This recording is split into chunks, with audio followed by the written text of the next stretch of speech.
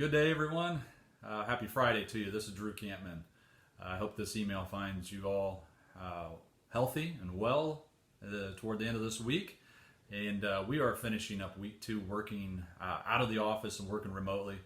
And obviously it's different.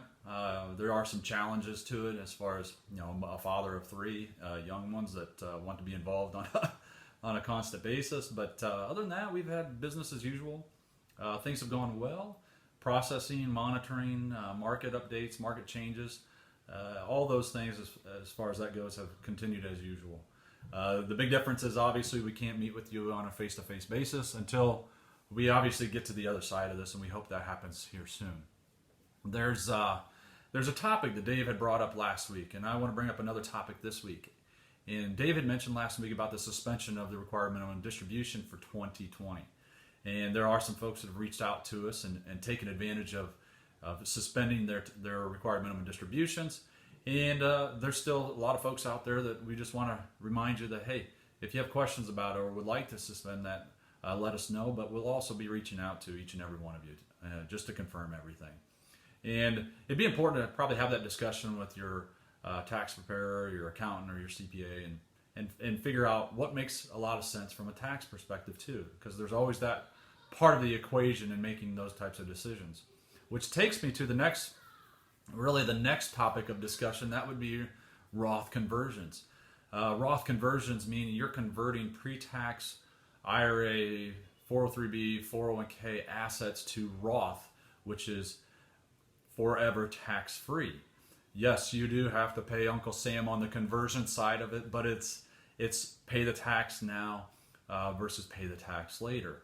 And you're eliminating Uncle Sam, or you're eliminating that tax liability for the future. So what I'm looking at here, and what's important to understand, is tax planning is looking to the future. Tax preparation is looking in the rearview mirror. So Roth conversions, there's an importance why right now it could make sense for you. And that would be the fact that you have a market that has declined. So you have a market that is down. Let's say you have assets that you own that are down 10, 15, 20, 25, maybe even 30%. So in a conversion, when you actually convert those assets, you have to pay the tax on that value. But if you have assets that are 10, 15, 20% less in value today to where they were 8 weeks ago, that's an opportunity. So there's a silver lining that we can try to take advantage of in the current market conditions. So converting that would save you somewhere between 10 and 15, 20% from a tax perspective. So it's a really good opportunity to look at what you hold and what type of assets you hold, and really consider, well, does it make sense that could I convert some of that, and will it affect my tax bracket, and how will it affect my tax bracket? So this week my topic would be Roth conversions. I know I've had this discussion with a lot of folks here in the last few weeks as far as trying to find the opportunities in the market that we have today. So speaking of the market, we've obviously seen a big bounce in the last 2 weeks. We're still down from the highs, still down for the year, but significantly different picture than we were 3 weeks ago, where we've jumped off the bottom. And in fact, as of right now, it looks like this will be the second week in a row that we'll actually have market gains. So those are all positive news. We've seen credit markets, interest rate markets begin to heal, and that's obviously helped support the equity side of the markets.